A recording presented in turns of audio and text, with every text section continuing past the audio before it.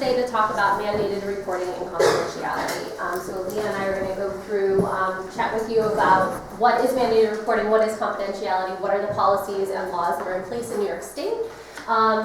Why is this important? I mean, most of you folks in the building interact with clients, and so, right, this is important that we have to know because it's the law and, right, because it protects clients. And for those of you who do not interact with clients, still may have experiences, right, where you're talking to a client here in the lobby or something is disclosed to somebody, so it's still important info for everyone to be aware of to make sure that we're, again, following the law and making sure that we're protecting clients and folks that are here. If there's questions as we go, just feel free to shoot up your hand and ask, and we'll kind of address it as we go. And then we will finish the presentation with some breakout scenarios. We can kind of talk through some specific examples of what may come up or what you guys may hear, and then how we will kind of enact some of the policies that we have in place here.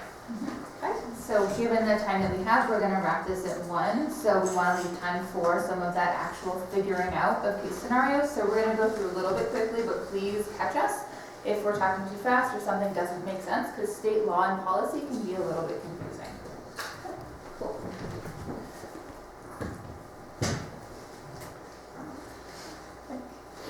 Come on.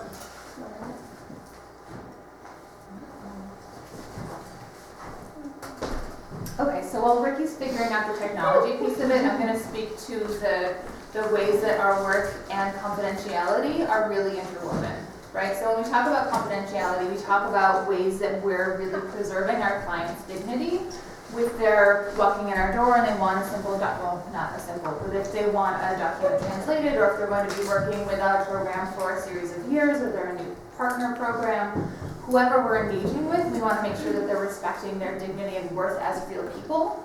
And part of that means all of the day-to-day things, right? So if we're having a phone call or an in-the-hall conversation with our colleagues about clients or about other partners, that we're being respectful, that we're not putting people down, that we're not sharing our clients' business in details they don't want shared publicly in the middle of a hallway where we've got other folks from the community coming up and down the stairs or in the waiting room or at the reception desk where there's always lots and lots of things happening. So part of this whole confidentiality piece talks about where we're sharing information and how we're doing it, and making sure that we're being respectful of the folks that we work with in whatever setting we're connected with them. Yeah, and some other examples like Aaliyah gave, right, we're careful about how we're talking about clients, where we're talking about clients, where we have clients' files, who can access all of that stuff. That's really kind of all included in confidentiality. And the reason, right, that all of those things exist is because we want to, number one, protect the dignity of the client. It's really about respecting that client's right for their information to be kept private, and really that only the folks that need to know the information about the client have access to that information. But also speaking to the idea of what we share and how we share it on social media. So we have a development department that is talking us through, like, how do we get likes and how do we share? And if we have ideas on what we want to share as programs that are doing great work, we send that to development so they can make sure the messaging makes sense. But that doesn't look like accepting friend requests from clients or sharing client details on social media or things like that. And we want to make sure that we're all following our program policies on how photographs of ourselves as staff, as representatives of the Institute work, but also most importantly pictures of clients and how that works, right? There are times when we will do a whole media program about clients that are resettling here and success stories, and so just became a citizen, and that's amazing. And we share their information differently than we would share that of a survivor who is seeking safety and support services through the Institute that way. Does that make sense? Sure. In terms of client file information, we don't want that floating around your house. We don't want it floating around your car for that terrible situation when somebody breaks into your car or you drop your entire notebook in a muddy mud puddle when you're trying to walk across somewhere, hypothetically, right? We want to keep client information safe, and we want to keep it secure in ways that make sense for us and for our program, okay? And you know where your files go, you know where your files live, you know where they don't live, you know what, or we hope you know what needs to be shredded or not shredded, because again, we want to make sure that we're preserving client information and client privacy. Okay? And really what we try to keep in place at the Institute is that, again, that files are not at the end of the day as best we can, that files are not left out on desks, that files are not left open on someone's computer screen, and that ideally any kind of physical files or any kind of information that has client confidential information on it, demographic information, that those are kept behind 2 to 3 locked doors. So meaning that that's in a file cabinet that has the ability to lock and can lock, and that door is closed at the end of the day and that door can lock in order to keep a couple of barriers between someone getting and gathering that information. Mm-hmm. Yep. And so as we talk about confidentiality of client information being that kind of gold standard, we also need to make sure that we're having really clear and honest conversations with our clients about what can and what can't be kept confidential, right? So there are limits to what we can keep confidential. I'm looking at the wrong slide. Sorry, I thought we run that one. No worries. We're gonna skip back for you, right? So when our clients are sharing information with us, as a general idea, we're not sharing anything that they tell us without their permission to share that information. So we'll get a release of information that says you can tell this person this much information for this purpose. And that release always has an end date, right? So if I tell Ricky that she can go talk to the sheriff's department about my case, it doesn't mean that she calls up her favorite detective and chit-chats about how amazing my outfit is today. How I'm totally dressed for DSS not having their heat on, right? That's not what that means. It means that it's just very specific about that case, right? But there are things that no matter how many times our clients ask us to not share, we have to, right? So we have an obligation to share when a client tells us that they are wanting to kill themselves or complete suicide. We have an obligation to tell and report and share information when somebody wants to kill somebody else. It's definitely legal warn for social workers in the room. And the one that we're really going to dig into this afternoon is that the mandated reporting piece when we're worried that children have been victims of abuse and maltreatment or have witnessed violence, right? And that's why we have a whole protocol on how to report to the state central registry, how do we share information with them, and that's what we're going to dive into today. But as we're working with clients, we don't ever want these disclosures to be surprises, right? Because if we don't tell clients what our limitations are, we're not going to have their trust and we're not practicing in best practice manner. Okay, does that make sense? So for those of you that are working directly with clients, like that, what we know to be best practice is explaining confidentiality to a client, right? Every client that we're working with should know what are our rules around confidentiality and what confidentiality is. I'm going to look at a lot of our survivor support team because we do this all the time and we talk about this all the time, but how do we talk to clients? How do we explain confidentiality in like a simple way that makes sense, right? The word confidentiality is not super, right, self-explanatory to everyone that we may work with. So what are some ways that we've maybe said that in other ways, or how do you guys explain that to clients? What do we say? Their personal information is private, and they can determine who gets to see that information. Exactly. Yep. Any other ways that we talk about it or explain it to folks? What is the word secret? Top secret. Thank you. Exactly. Yep. So we will explain to clients that it's private, that it's secret, that confidential means that only the people who need to have eyes on their information here have eyes on it, and then if they need their information to get to other people, that's when we're obviously getting specific releases of information to share their information with only the specific people that we've told them that we're going to do that through a release of information. But of course, we also want to be really clear that there's exceptions to that, and these are the exceptions that we're going to report if these 3 things are happening, and we're going to try to tell a client if we're doing that. So if a client tells us, I'm going to kill myself today, we're going to say to them in that moment, right, we're going to review, we've talked about confidentiality, what does that mean, and that by law we have to report that you're telling me this because that's unsafe, and then follow through with the procedures that we'll chat about.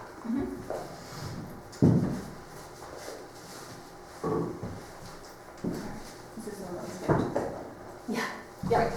All right, so let's talk through what it means to be a mandated reporter, right? So how many folks in the room have had a training on how to do mandated reporting, either in person, as a student, or on the online video, 3 times or more? Okay. How many people have done it once? How many people are worried that you forgot something important and are so glad the Institute is doing this again today? I'm watching your faces, right?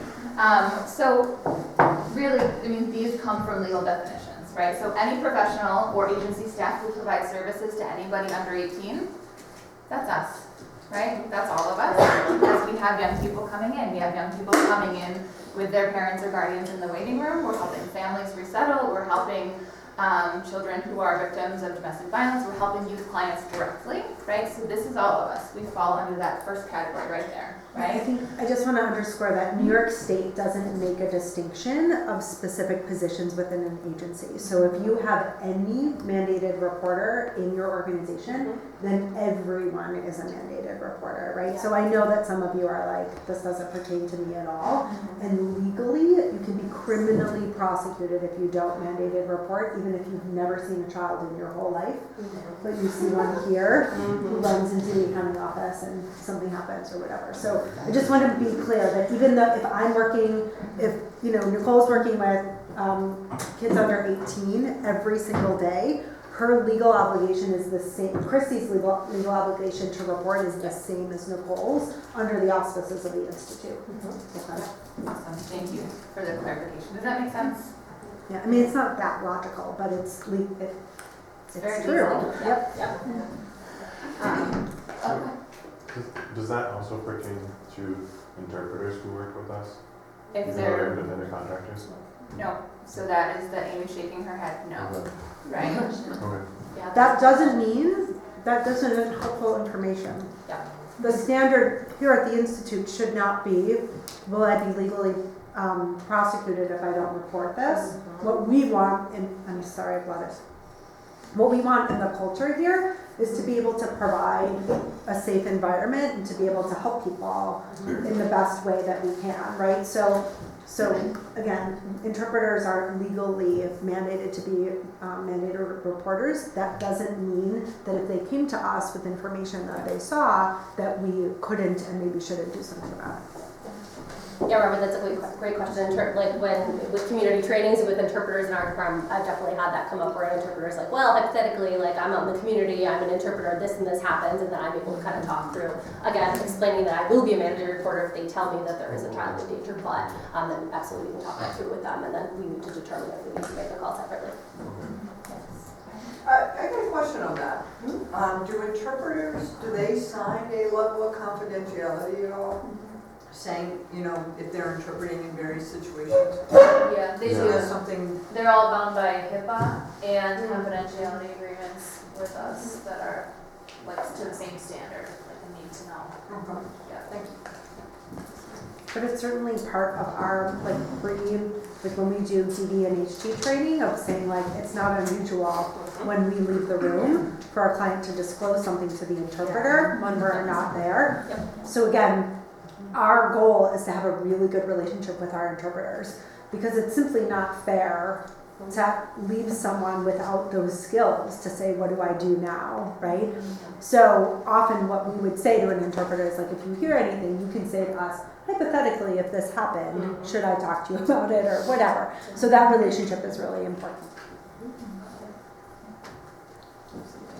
All right, so going back to who is a mandated reporter, it talks a lot about when we're acting in a professional capacity, right? And the protections that that gives us. So we're required to report any case where we are suspecting that a young person, so anybody 17 years, 11 months, 3 weeks and 6 days, if they're under their 18th birthday, we're required to report abuse and neglect if we have a suspect or a suspicion or a reasonable cause, right? So maybe not if we have weird work dreams that aren't based in reality and everyone's flying around on unicorns and we're like, oh my gosh, the unicorn kicked the kid and now I have to report. That's maybe not founded in reasonable basis of suspicion, right? But if an interpreter says, I just heard this conversation, or when you went out of the room, it sounded like somebody was hitting somebody, or we've got a youth client that comes and reports that this is what happened when they got back late from school that day and are sharing stories of abuse. We're not the investigators, we're the reporters, right? And I think that that's another important part that we'll swing back to. We don't have to figure out all of the information. If we have reason to suspect, we're required to report that information, okay? That's our duty, that's our due diligence piece of things, right? So that includes, there's a list of folks that are specifically listed in the statute as who is a mandated reporter, but as Amy's already reviewed, since we have mandated reporters in the building, both buildings, we're all automatically required to report. Good.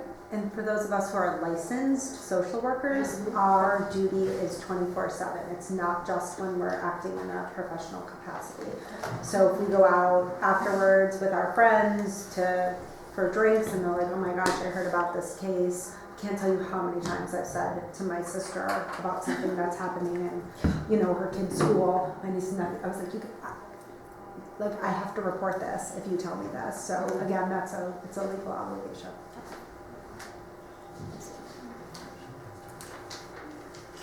So of course we know that there's a ton of stigma, there's a ton of hesitancy, right? There's a ton of misinformation that floats around about child abuse and neglect and child protective services. So in you guys' experience, what are some reasons that maybe you or clients, why would people feel hesitant to report, to call child protective services to report abuse and neglect? What are some of the reasons? Might be wrong. You worry that you could be wrong. Yep. Retaliation. So you worry that, the worker would get retaliated against if they report it? Not necessarily the worker, the children. If they're being neglected, they can think that the children reported it to someone and now they have to go home and they could get abused a lot more. Absolutely, yep. I think another big thing is like if you have like a household and there's say 6 kids, you report it to Child Protective Services, the kids get taken away, then they a lot of times get split up. And I think a lot of times It was harder. yeah. Yep. Yeah, like, you can be like, yeah, somebody said before, like, you need like to take like accurate information to report it. Information that should not be a false report. And also while looking at the way you convey the message positively without Okay. What else is there? Oh, Claire. And just, you know, the risk of our clients being indicated or promoted for any abuse. Right. Yeah, Like, they're gonna be blamed. putting Yeah. our client, yeah. Yep. That's a risk, absolutely. There may be times that cultural differences also come into play, and I wonder about that too with, like we mentioned, the role of our interpreters, so if something's disclosed and it's, you know, they're not, if it's the case that our interpreters are not familiar with this kind of thing and the laws here, that's what we try to train them to make sure they are. Right. Yep. So that those cultural barriers are not as much of an issue, but I don't know if I'm not sure I understand what you mean. like, let's say in another culture, it's common for a parent to hit their kid to discipline them, Mm-hmm. and they say like, oh yeah, my parents hit me, and the interpreter doesn't even like blink, like thinking like that's not an issue. Oh, okay. You know, that would worry me, and I don't know how often you guys hear like those kinds of things, like that in our culture we do X, Y, Z. Yep, right, we'll talk about that. Yep. Yeah, like I can support that. In other cultures, there is a discipline and the abuse. But I have been here in US for 18 years. And his child physically is considered abuse. Sure. But in some other culture, it's a way of disciplining the child to indicate or show child that you are disagree with what child is doing. Okay. So that will be the person to be hesitating, like maybe we are violating if somebody is not trained or informed Sure. that this is the situation. Yeah. That is the way you do things before, so here is the situation we have. And Right. if somebody is not aware, that would mean to be hesitating. Sure. So very similar to what Emily was saying, but yeah. So some people think that it's automatic removal. It Yep. doesn't necessarily mean it. Some people are Misconceptions. hesitant because they're feeling like I'm gonna have these children automatically removed. Yep. Absolutely. Yep. Sometimes it harms the relationship with their client. Mm-hmm. Yep. Absolutely. That's number one what I hear. Yeah. Absolutely. Yep. Anything else? So those are all absolutely things that we hear, things that folks are worried about, and that are barriers, right, to folks reporting to Child Protective Services. So kind of summed up, like many of you said, but what a lot of the barriers that we hear are, right, negative perceptions or experiences with Child Protective Services. So folks have had negative experiences with Child Protective Services in the past, right, and that influences their ability to, right, make that call around the abuse or neglect. Like Melissa said, right, fear of losing, right, that client's trust. If I report, if I do that, they're not going to trust me, they're not going to come back to me because they're worried that I'm going to call Child Protective Services again. And that really comes back to, like we talked about in the beginning, making sure that we're talking to clients about confidentiality and mandatory reporting and when we need to do that and being transparent and upfront with them. Not secretively making that call, but they know that we're going to do that. We're preparing them, we're telling them we're going to do that because of what they just reported to us, and then talking to them about what that should look like, right? What the next step should be, what should happen in that process. Obviously, a lot of unclarity about what abuse or neglect is. So what defines abuse versus neglect and maltreatment. Those are two different things as defined by the law, and we'll chat about that. And then fear that CPS will not respond in a way, right? Like Emily said, that's culturally competent, that they're not going to know how to respond given what's reported. And that professional judgment may be influenced by someone's personal beliefs, right, experiences. This is what I experienced growing up, right, is different.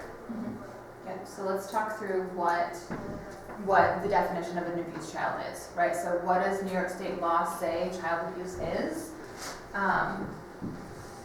And so I think part of the key is, so we know that abuse looks like physical harm, we know that abuse can look like not having access to medical care and assault and things like that.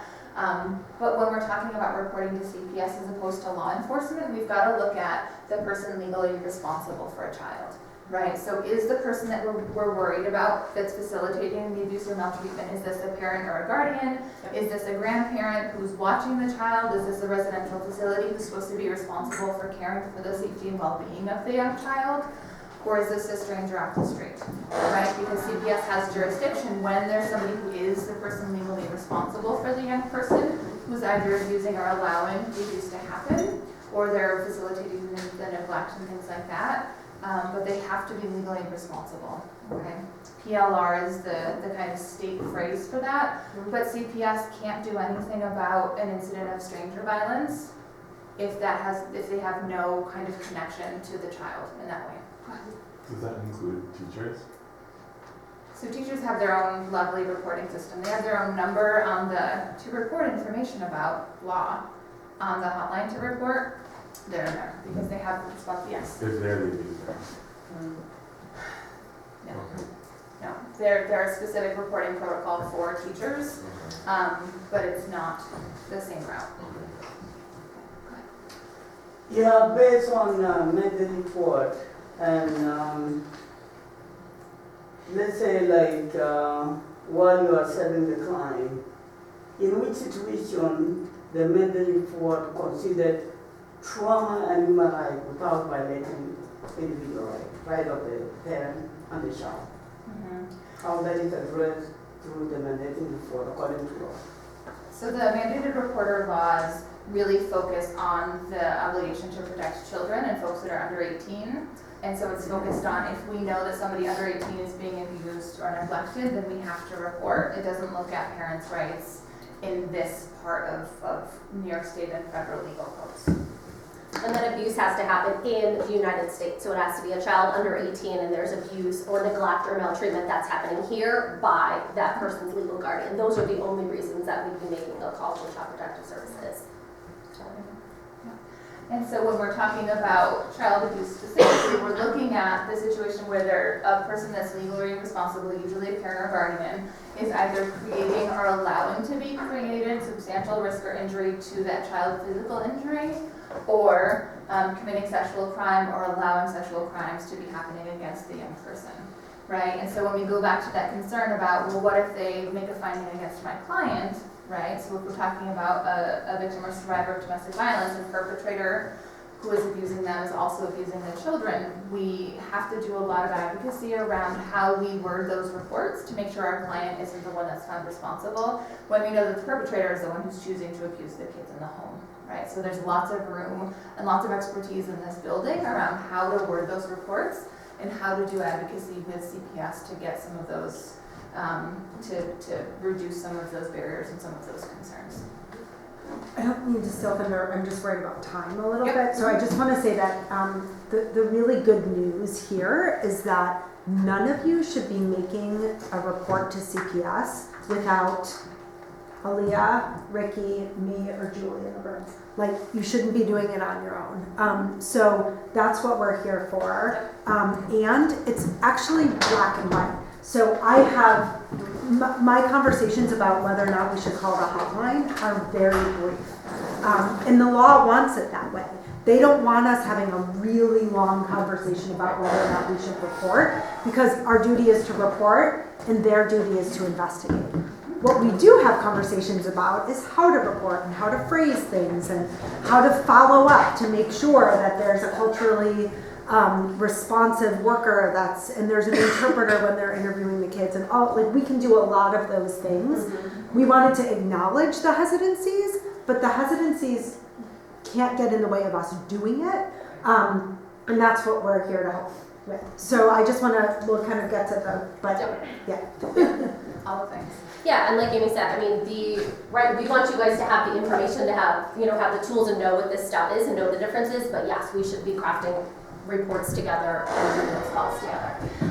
So under abuse, when we're talking about abuse of children, not neglect, not the maltreatment piece, it's breaking down into two parts: physical abuse and then mental or emotional abuse. So when we're talking about physical abuse, you guys know what that is. That's right. Any kind of physical injury to the child, any burning, any strangulation, anything that bruises them, injures them. That's obviously intentional by a parent, by a guardian. Any excessive corporal punishment, any of that stuff. And then obviously any emotional abuse. So anything that is demeaning of the child. So not disciplining them and saying something to them, but something that's excessive, that's calling them a name, that's demeaning them, that's making them feel bad, that's inappropriate language for that child's age, insulting them. That also includes witnessing any kind of traumatic event.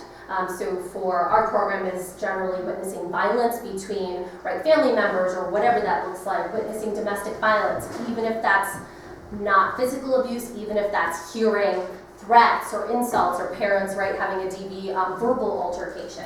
That is also included because that is also incredibly damaging to a child. And then any other forms of non-physical abuse that are detrimental to a child's well-being. And when we talk about maltreatment and neglect, which we're also required to report on, we're talking about things that are less direct and can be harder to figure out, right? So we're talking about educational neglect, like not providing child access to be able to get to school or get medical needs met, right? And it can involve emotional support as well. We've worked with kids that have, where we're making reports about mental health or emotional neglect when there's been a court order for child to go to mental health counseling and receive support in that way, and guardian is choosing to not make that happen, okay? And whether that's intentional or not, the parent is responsible for providing for the welfare of the child, providing them a house, clean clothes, food, shelter. So whether they're intentionally doing that or not is still considered maltreatment and neglect. Yep, absolutely. CPS will often talk about an adequate or a minimum degree of care, right? So something that isn't great, but there is food and everyone has a bed, that the minimal needs, the minimal standards are met.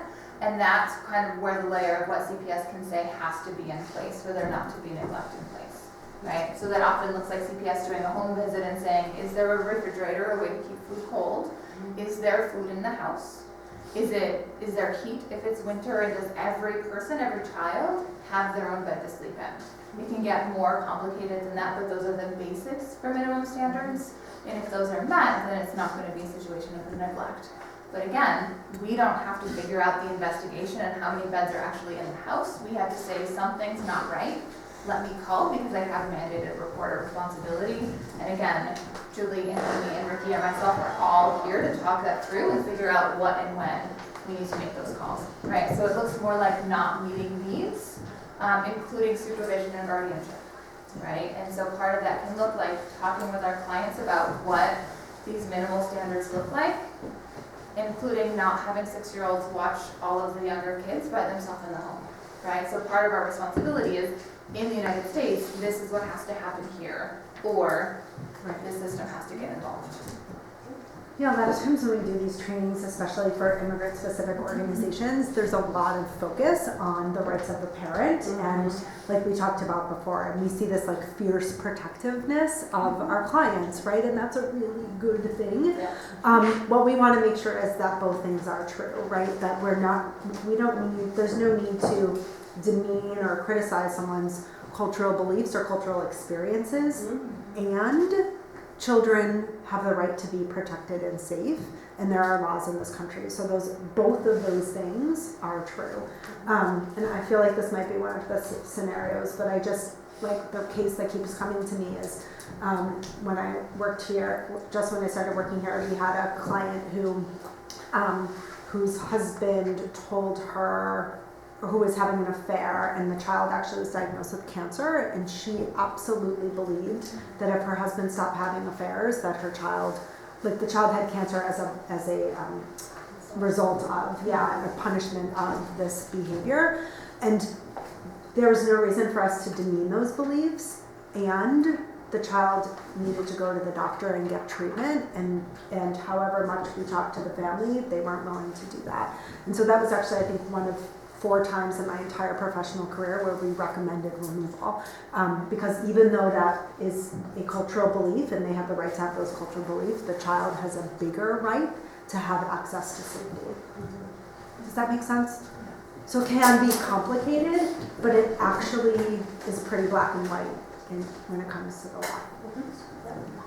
And then breaking it down a little bit further, some of the forms or types of neglect, like we talked about, a child has the right to have adequate nutrition, to have food, shelter, school, medical, etc.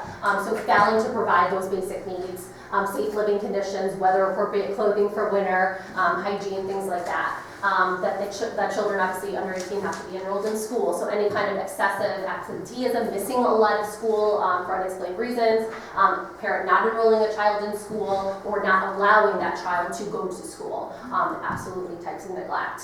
And then parents abusing substances in front of the child, abandoning children, and not providing guardianship for a child because of that substance use or abuse. And then withholding and preventing any kind of medical care. Okay, so let's look, because again, we want to leave time for case examples, and we're going to end on time, we promise. So we're going to go through the New York State laws pretty quickly, right? So we talk about, there are consequences if we as mandated reporters don't report, right? There are legal consequences, there are licensure consequences, there are programmatic consequences. So if you're worried about child abuse or neglect, speak to the one of the 4 of us, we'll sort it out, and we're going to report. Okay, they'll do the investigation, we'll do the client support, but we have to report.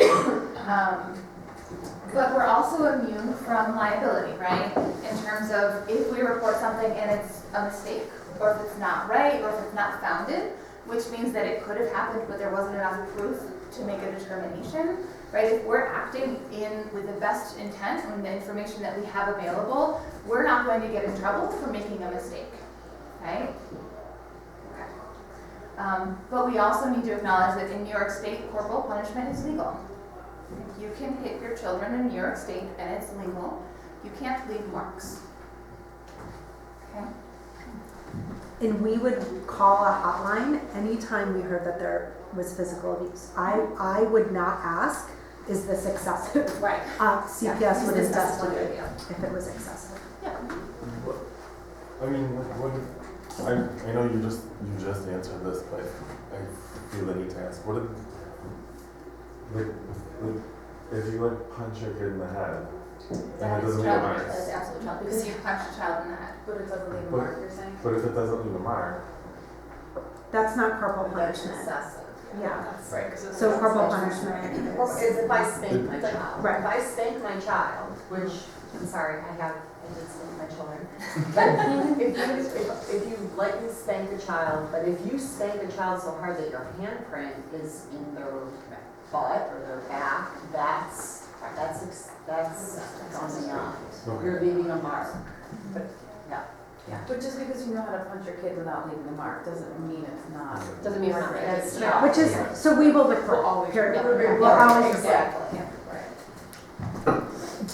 What about if the child reports that she has been physically abused by either whipping? Are we consider that if there's no mark, or can we call the children's services to investigate?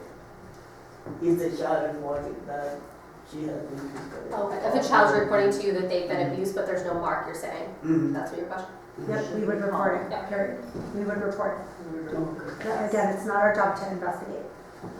So, I mean, we've been under the uncomfortable situation where we've had abusers come. We know they're a domestic violence abuser. They said, my wife did this, this, and this to their children. We know that's not true because they're an abuser and they're trying to get custody. We are mandated to report it.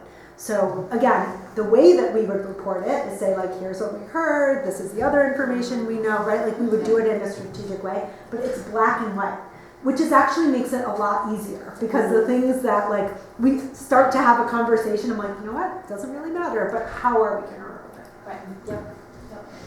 So what happens when there is child abuse, neglect, or maltreatment, right, is that we're going to be calling the State Central Registry, or SCR, which is the hotline in Albany, operates 24/7, and that's where we're going to call to make those reports. A trained specialist is going to answer the phone, going to ask you questions, and then they're going to do that initial determination of, is this a call that I can accept? Is this child abuse, maltreatment, or neglect? And then we'll go through that report, and we'll talk briefly about how to fill out that report, what that report looks like. And then they're going to seek any additional clarification they need on the case to determine. And essentially, right, they're trying to determine, is there a reasonable cause to suspect that something happened? So in terms of a timeline for a call, right? So make sure that if you have a concern, talk it through with the supervisor and catch one of the four of us so we can talk through plans on how we're going to make this report, right? You don't have to do it by yourself. Can't find Amy because she's busy, find Julie over here, myself, we will make time because almost everything else is going to take a back seat to when we have to report child abuse or maltreatment, right? We've got to prioritize the safety of the kids. So this isn't next Thursday in supervision, let's talk it through. This is I'm worried about somebody under 18 and I'm going to figure this out now, okay?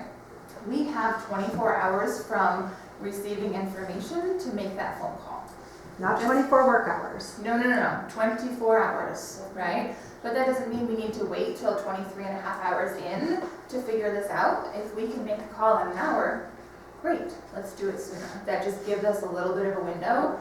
So that means that if we get information at 3:30 on a Friday, we've got to call Friday or we're doing it over the weekend and nobody wants to do it over the weekend, right? We've got to figure this out because we legally have 24 hours to get this report in, okay? I just want to say we've never been mad that someone's come to us to talk this through. And I'd also encourage you, I'm sorry if this is on the next slide, but everyone who's a mandated reporter has to notify CPS. So if I bring something up in group supervision and I haven't called, then 18 people in my department have to make that call. We don't want that, right? So also minimize the number of people that you talk to about it, because every single mandated reporter that you've told must be listed on that report. So you can talk about it to your supervisor, but just come and see us. Or come together. Yeah. That's also fine, right? We've included some of the document of the report. It's a fillable form. We can talk you through on how to answer the questions and what goes where. That's not really the important part. The important part is saying, wow, there's been child abuse or maltreatment. I have to do something. That's the takeaway of the day. And we'll help with filling that report out. But we have a timeline for when we have to fill out that report as well, right? We have 48 hours to get that mailed into the local CPS, right? The SCR hotline's in Albany, and then they forward it. But it's a way to kind of check and make sure that we don't have the telephone game playing where one person says something and by the time it gets to the right person, it's like several shades of different story. It's a way to be able to back up and document that we did the thing that we had to do legally, okay? And then make sure that you follow up with your supervisor in terms of what does work look like next with someone, and to continue to circle back with, again, Julie, Amy, Ricky, or myself, so we can talk through planning for safety and what's going to happen when the work comes out, and a kind of bigger picture around advocacy and safety with CPS to make sure that the culturally appropriate services are happening in place and we're advocating with clients in ways that are helpful, right?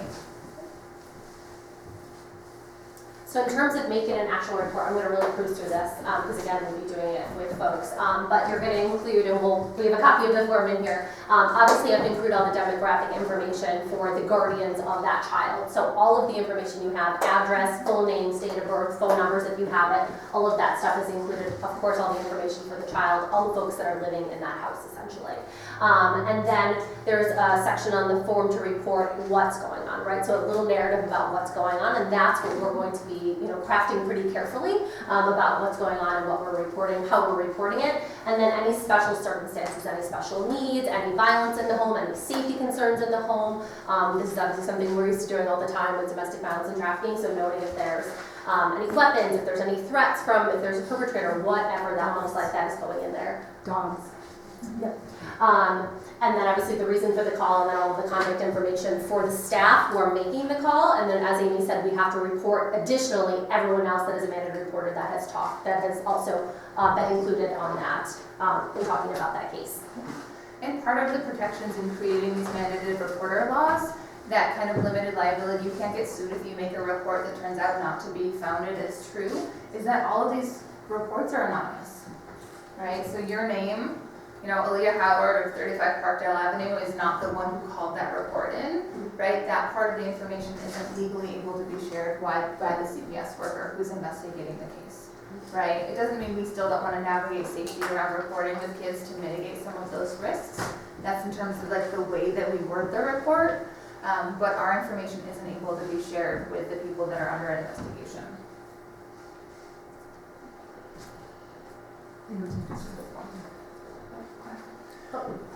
So again, the report, there's a specific state form. It has to be done within 24 hours, and then we mail it to the local folks. And when and how you document this in your case note is going to be really important. You're not going to want to include in a case note all of the details or all of the allegations or all of that, because case notes can get subpoenaed, and we don't want things to be used against our clients, right? So use your department's protocol on how this is being documented. Was it SCR call made regarding abuse by perpetrator? Figure out how that language is going to work in your department and then document that. I think we also want to make sure that we're documenting when calls are made. I know Survivor Support has a binder that says we called, the report was taken, it was not taken. It's a backup plan to play cover your bottom. Right. Yeah, so we're legally required, there's one person designated in every organization to keep all those forms and review all those forms, and that's me. So if you make, again, it doesn't happen a lot outside of our department, but if it does, then we would take a copy of that report and put it in the binder. Perfect. And then as we talked about, obviously that initial person who's on that hotline call in Albany is going to make the determination when you give them the information on whether that is going to be accepted call or not, and then we're documenting either way, whether the call is accepted or not.